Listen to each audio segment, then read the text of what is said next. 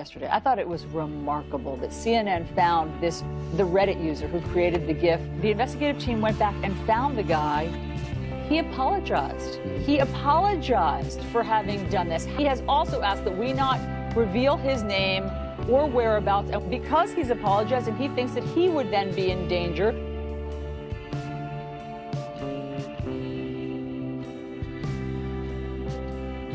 Yesterday, I thought it was remarkable that CNN found the Reddit user who created the GIF. The investigative team went back and found the guy.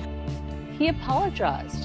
He apologized for having done this. He has also asked that we not reveal his name or whereabouts, and because he's apologized and he thinks that he would then be in danger.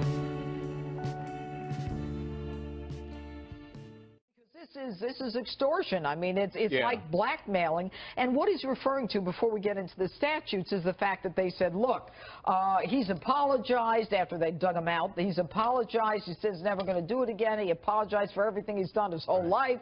And if he does it again, though, we're going to expose him, even though we know by exposing him, he is subject to danger. I mean, the guy is in danger now, a lot of threats. What are the statutes? Think about what CNN has done. They have said, if you, Mr. Reddit user, do something that we don't like, we're going to publicly expose you to contempt and ridicule and scorn. That's a violation of the law. And the real straightforward law of coercion says you can't threaten somebody to coerce them into abstaining from otherwise legal behavior. It's an absolute crime. We're going to put this up so our viewers can start looking at some of the statutes that you're referencing. The first one is coercion. Right. And in coercion, you're talking about New York law. Right. And under the guise that CNN has offices and does business in New York. And the reporter is based in New York, so there are plenty of contacts in New York, so that's the relevant law. Then you also have a federal law. It's called conspiracy against rights.